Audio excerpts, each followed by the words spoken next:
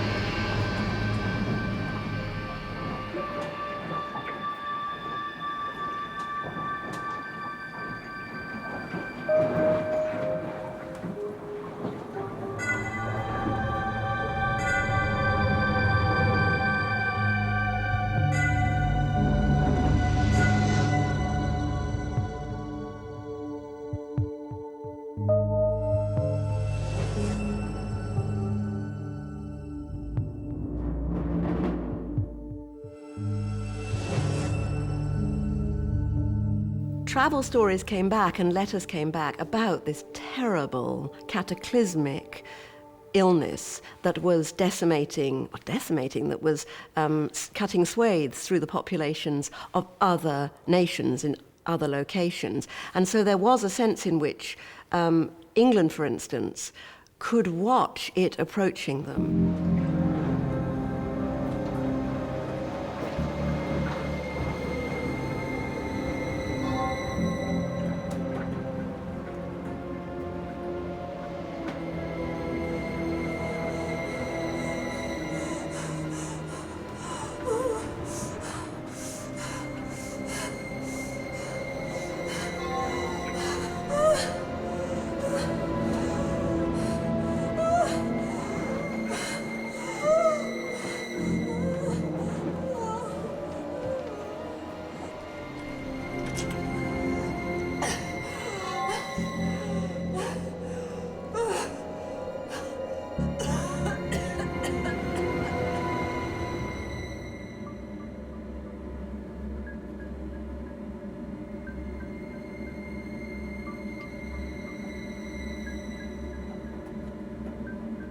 The plague bacterium is certainly one of the most dangerous bacteria that we know, and often within 2 or 3 days, exposed individuals have died from pneumonic plague.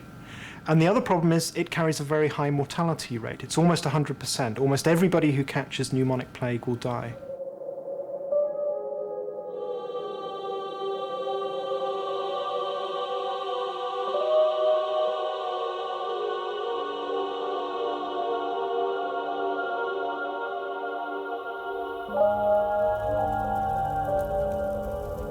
I think it's really hard for us to get a grip on what it meant for something between 60 and 75% of a locality to die. Medicine in the Middle Ages and the Renaissance was rudimentary. There were no cures for diseases. There were only attempts at warding off illness. So fear of the plague is an absolute fear. If you catch it, you'll die.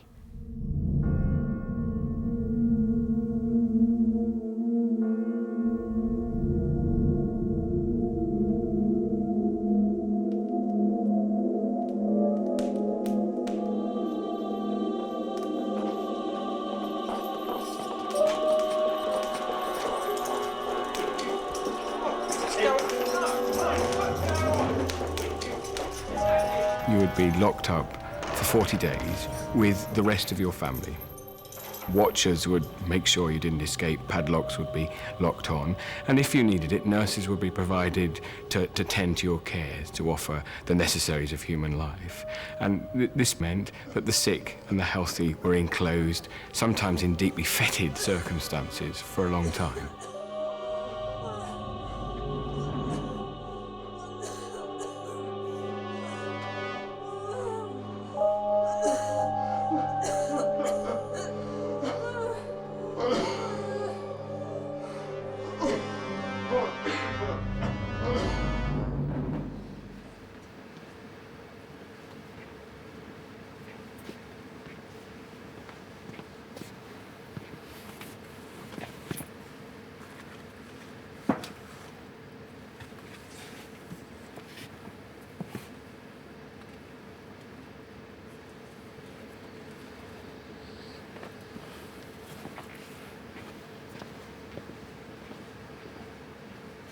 The intriguing thing is, clearly many, many more people contracted the disease than died.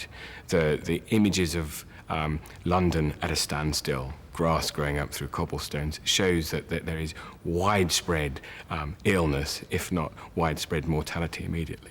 So we have the imponderable problem of many people contracting the disease and a high proportion of them dying, but also people who survived having experienced that disease.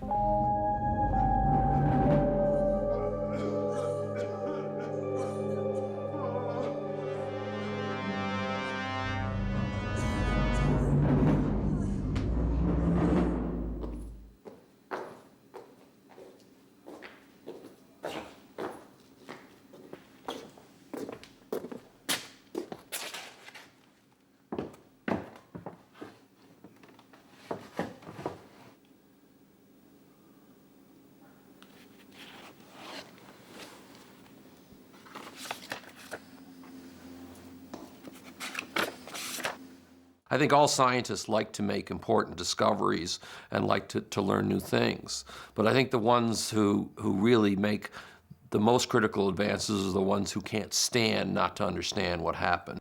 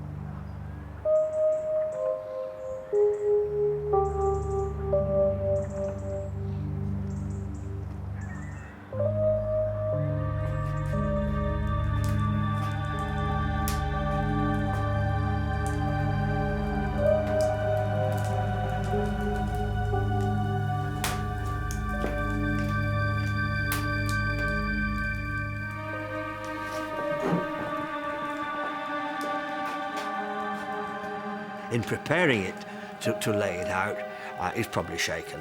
And Vickers, the man who did the job, was bitten and little red marks appeared on his hands, and he didn't realise, and nobody would have told him in those days, that the red marks on his wrists were fatal and that in a short time he'd be dead.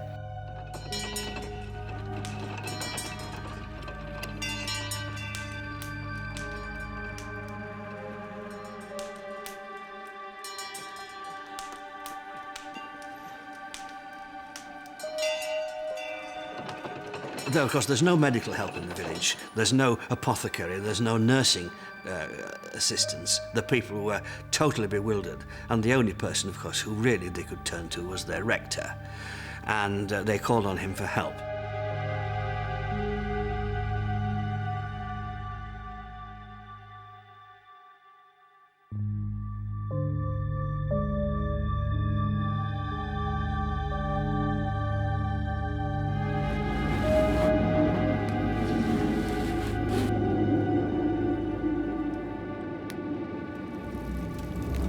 And when they first heard this, the shock must have been terrible, because they would realise immediately that if they accepted quarantine, cut themselves off, if they didn't die of plague, they were likely to die of hunger. Now, this was solved by the Earl of Devonshire, of course, who lived in Chatsworth House just a few miles away. And he agreed to supply as much food as it was possible.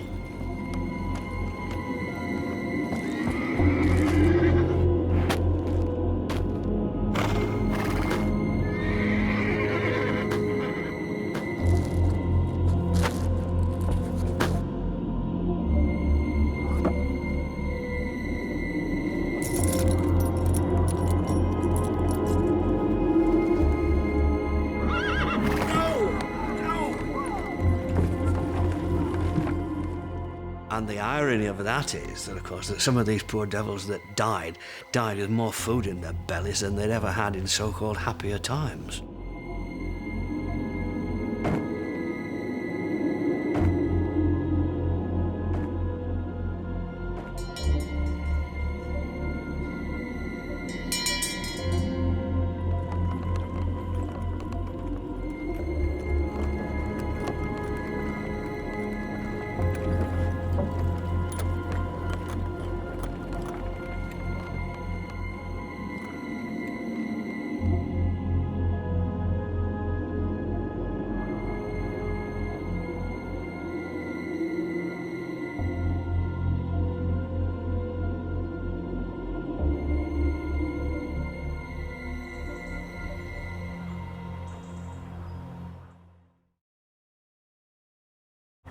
Taxpayers funded a lot of things like that.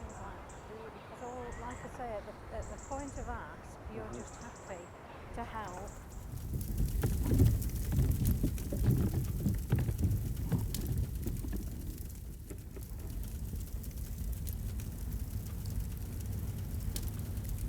Presumably didn't know the difference between unconscious and dead, I don't know, but he dragged this chap down the stairs, and halfway down the stairs this bloke revived.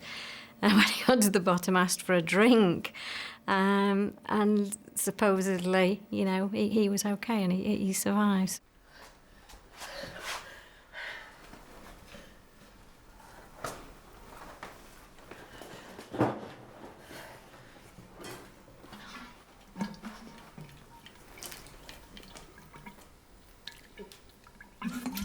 She was quite delirious and didn't know where she was.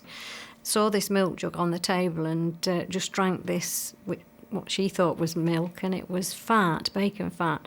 And she survived the plague. She was a survivor, and so that's quite a tale in itself, in that maybe the bacon fat cured her. I don't know, but that's one of the stories.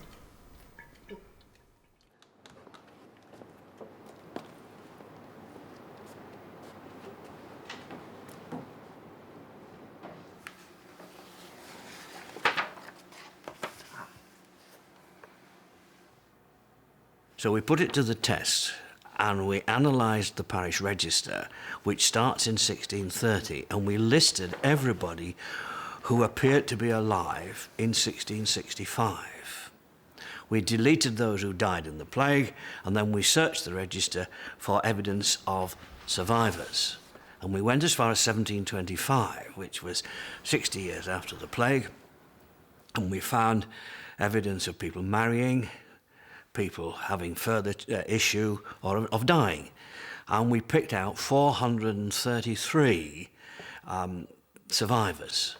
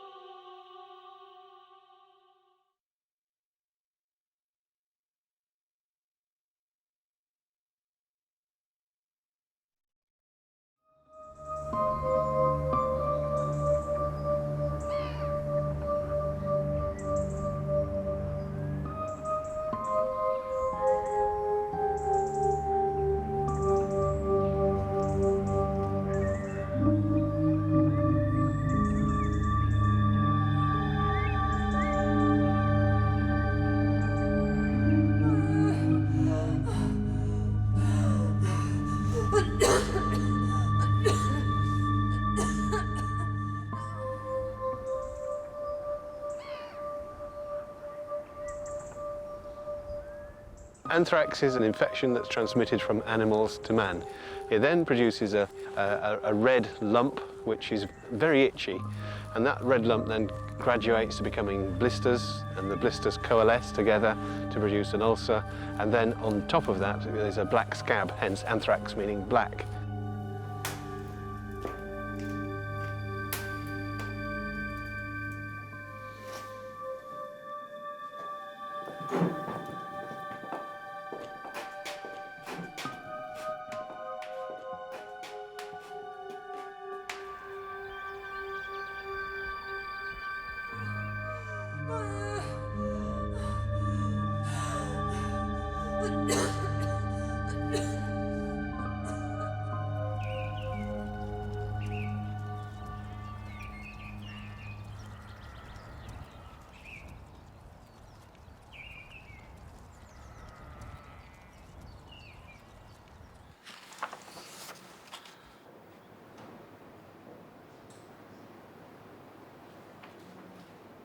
You find people leaving wills in which they refer to the way they wish to dispose of their livestock. And then if you look at their inventories, which were taken post-plague, and you find that they are listing considerable holdings of farm stock. If it was anthrax, then the earliest victims would have been the cattle.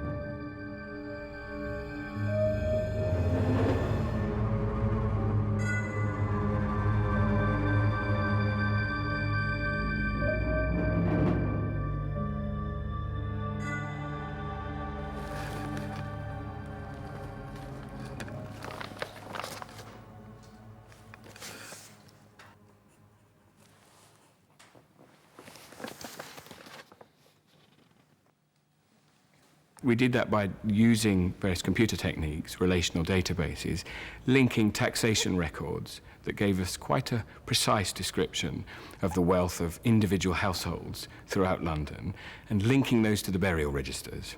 So we could, if you like, plot the incidence of death, both in terms of social status, but also in terms of space across London. So in one sense, we were making maps of death.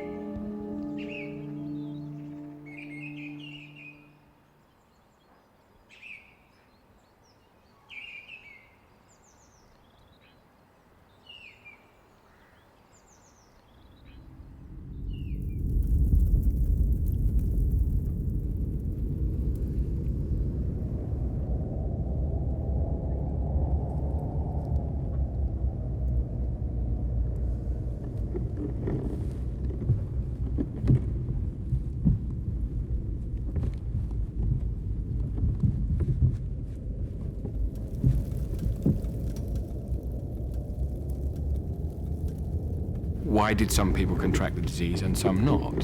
Looking at those clusterings of death, people did survive that environment. And I think ultimately we have an imponderable question that our data throws up. Why did some survive? And ultimately I think we'd be forced into saying there was something biologically different about those groups that survived.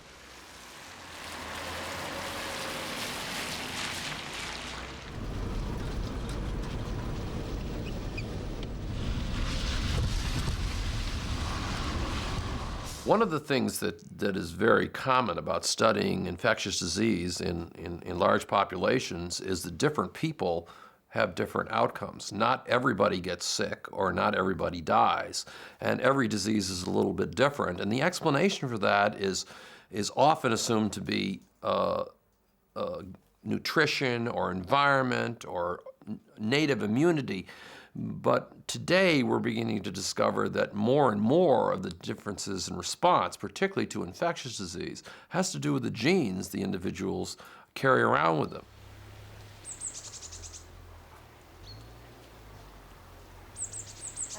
And you know, you hear the name Furness and I think, oh, that's my ancestor. That's amazing. Yeah. So, That's pretty interesting. yeah. So what was he looking for the Thank you. Furness family for?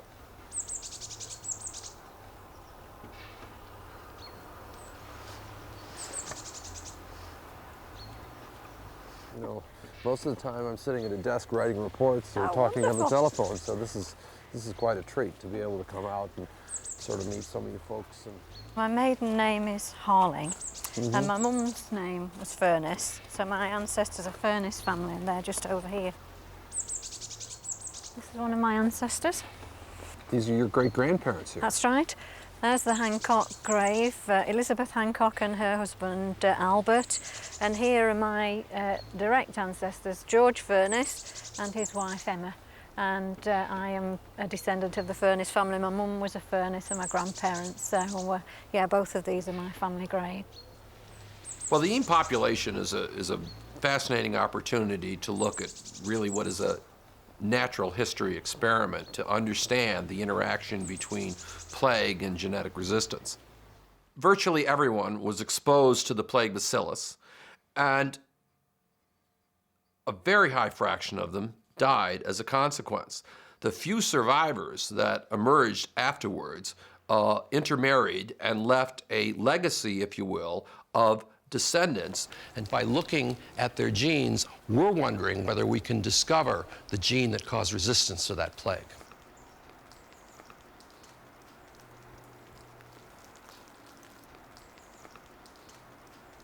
So here is Richard Furness, the poet, and Francis, his wife, Yeah, and the children. they're all children, yeah. Yeah.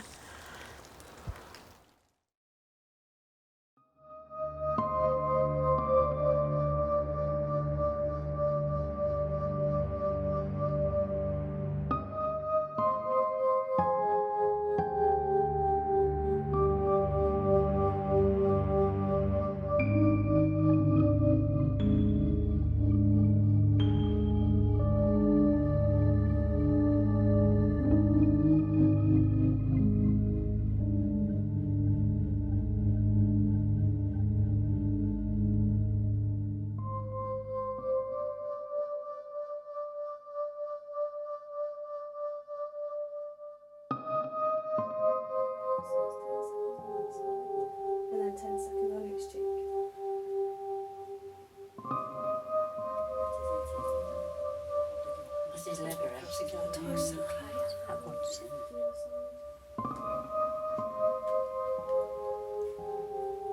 Eyam is a wonderful opportunity to do it because, like a Xerox machine, their gene frequencies have been replicated for several generations without a lot of infusion from outside, so that we can look at the descendants of the bubonic plague survivors and simply question whether or not this Delta 32 mutation occurs in a remarkably high frequency.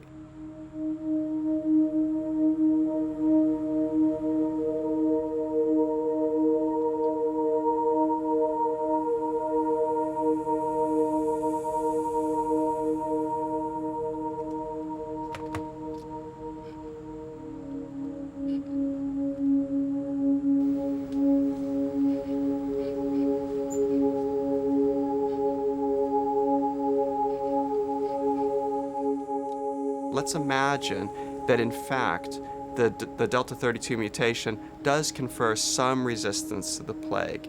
Well, we know that Eyam was hit very hard by the plague. If we now have today available descendants of that population, then if the Delta 32 mutation conferred some resistance to the plague, then the descendants of this village should be enriched for that mutation, because those individuals that had the mutation would be the ones that would have survived.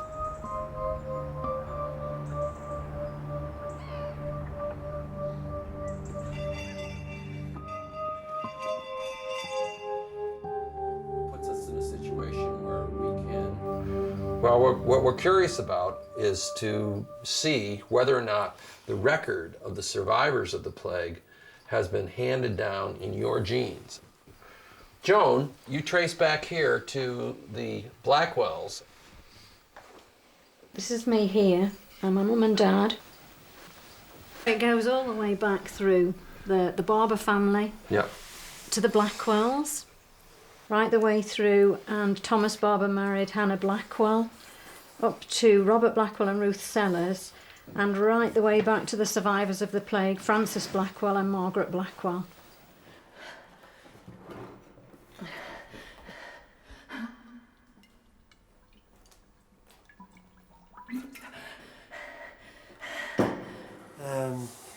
They were married in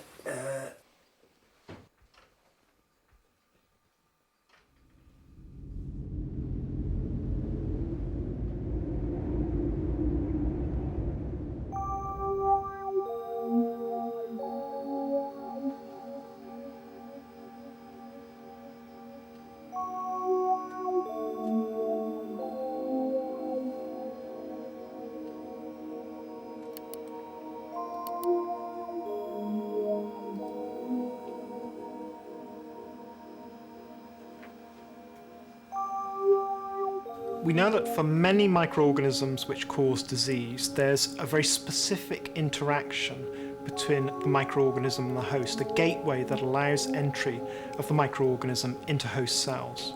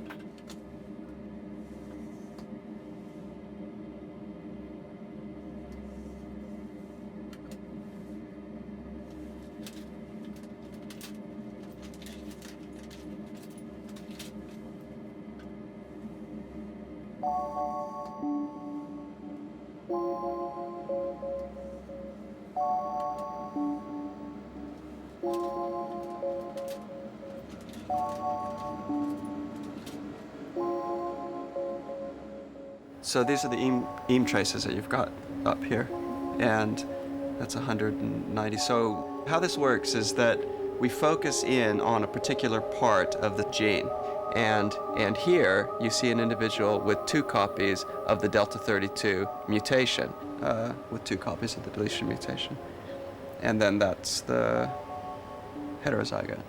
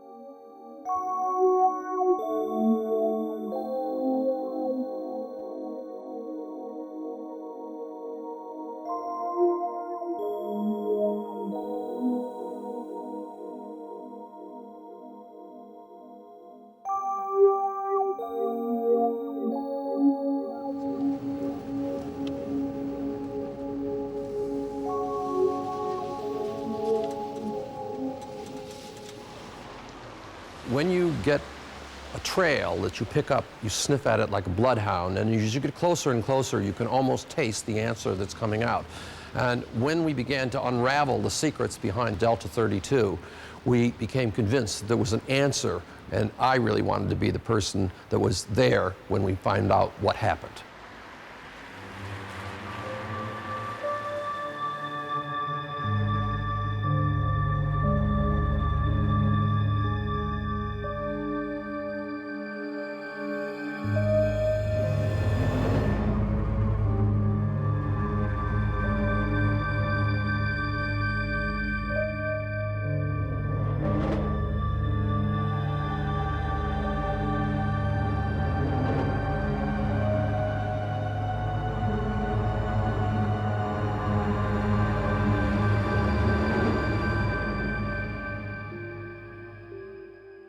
Well, by now we were absolutely convinced that Delta 32 was extremely unusual, that it had been risen in European ancestors to a very high frequency, very rapidly, and the only explanation that fit all the data was some sort of raging infectious disease outbreak, which could have killed off millions of people throughout the area where this event was taking place.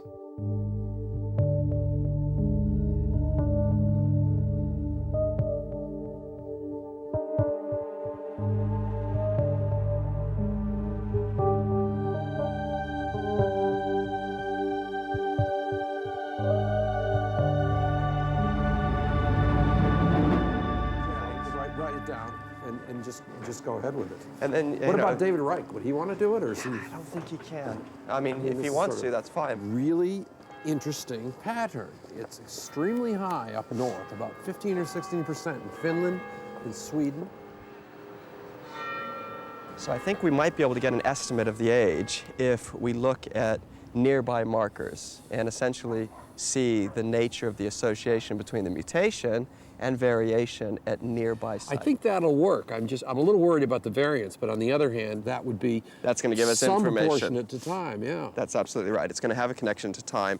The basic, we were making 2 points there. One is that to really be sure that you're picking up a population effect, you want to see the same. The guys that know what mold is together and try to see if we could come up with a... over the time frame of interest. Right, that's right, yeah. I remember now, okay.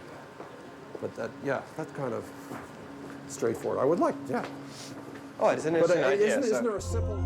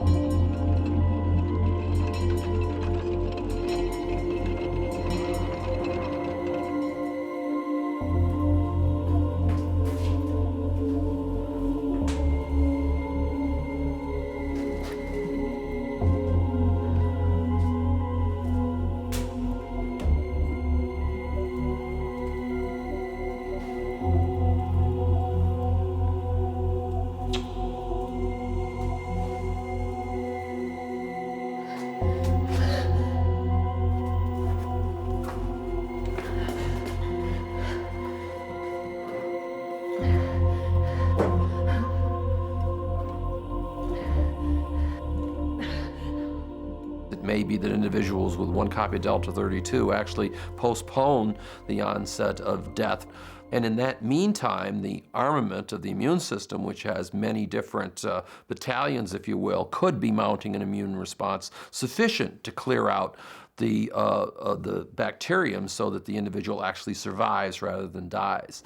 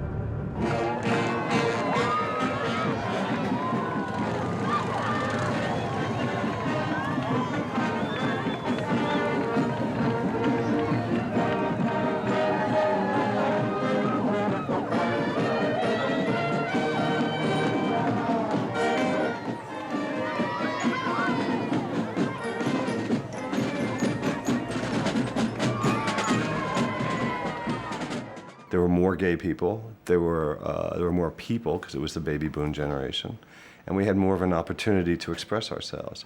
Part of that was very much a sexual expression. So in that sense, it was hedonistic. We had the music, we had disco, we had drugs, and we could dance all night and fuck all day.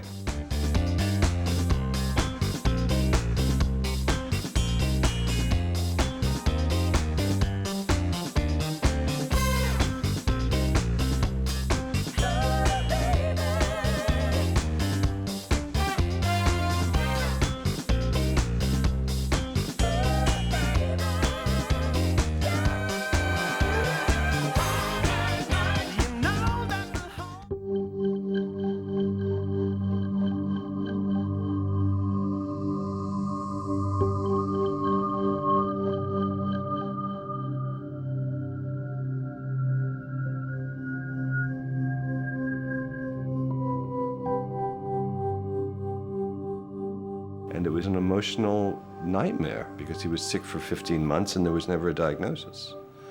So you had somebody who was, who went blind, who lost 30 pounds in weight, who had cytomegalovirus in their liver, who had all kinds of horrific kinds of tests. So there was a mystery of suddenly this person went from being 34 years old and totally vital and a gymnast and handsome and healthy and then was suddenly like living with an 85-year-old man. You just keep maintaining this positive picture of them as a healthy person until you finally turn a corner. And to be honest, I actually was an astrologist who told me he was going to die. I was never a doctor.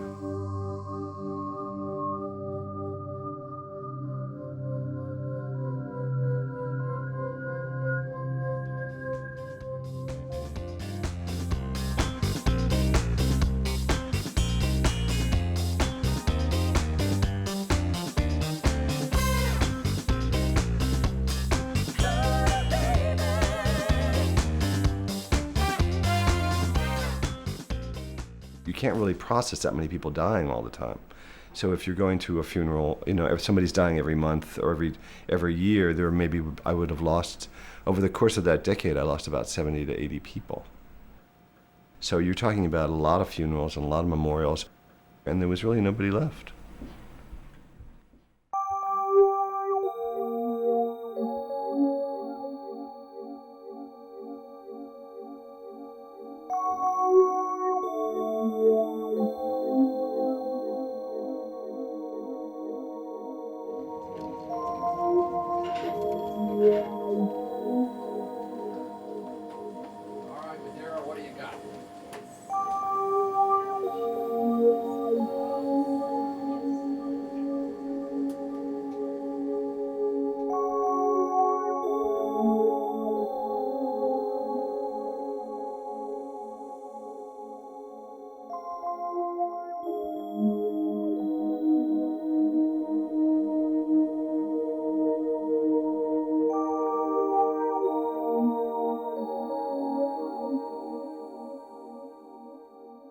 The bacteria that causes plague specifically target precisely the same cells that HIV enters. So those connections are indirect, but they're very much similar to finding two very, very similar kinds of murders occurring in a very small town in Pennsylvania at the same time, and us wondering whether or not the same person committed the murder.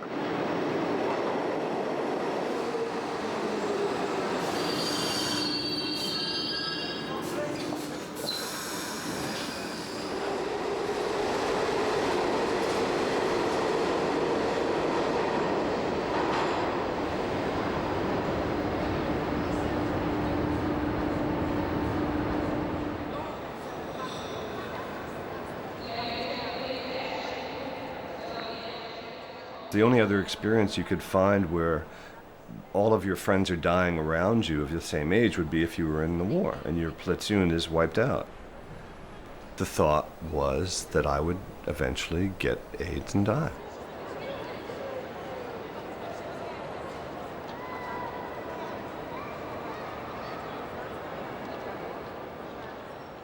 I was mentioning this question of how was I to a family relative at some party, and they said, well, why don't they test you then?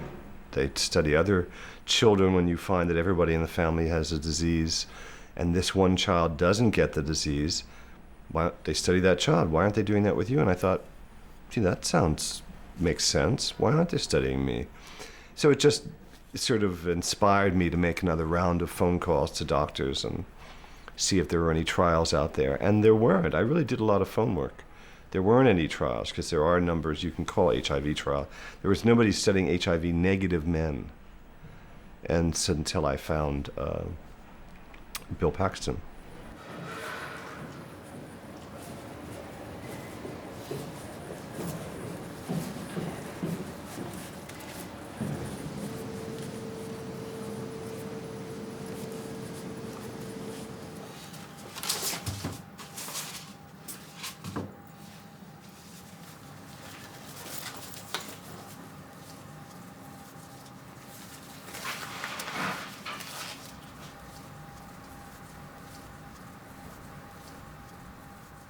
The centre had no study of people who were exposed to HIV but who had remained negative.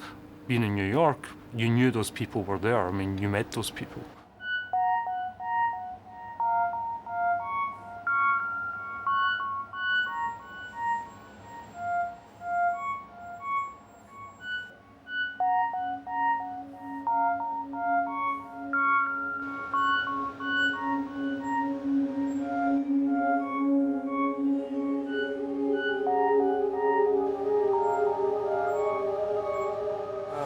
Red colours in the well indicate the amount of viral activity, and as you see as you go across here, these individuals have a viral production, and then you come to Steve's cells, his white blood cells, and you see there's no red. Those wells stay white, suggesting there's no viral replication. We thought maybe we'd infected the culture with bacteria or whatever, so we went back to Steve, but again it was the same result. We went back again, same result.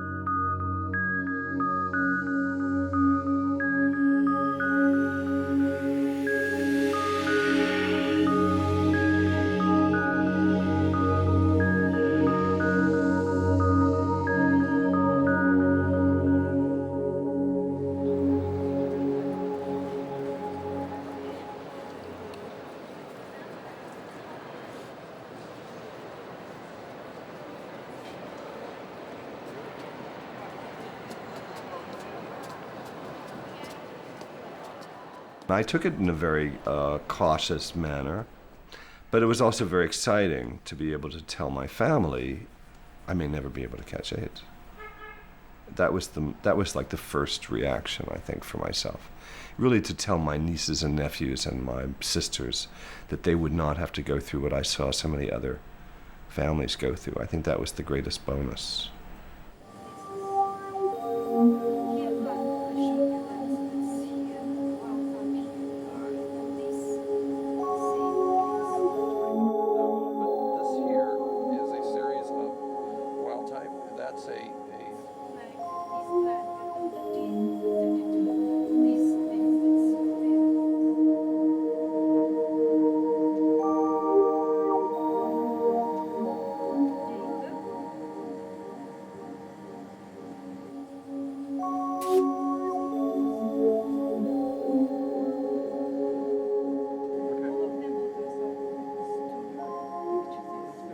And the explanation was really quite simple.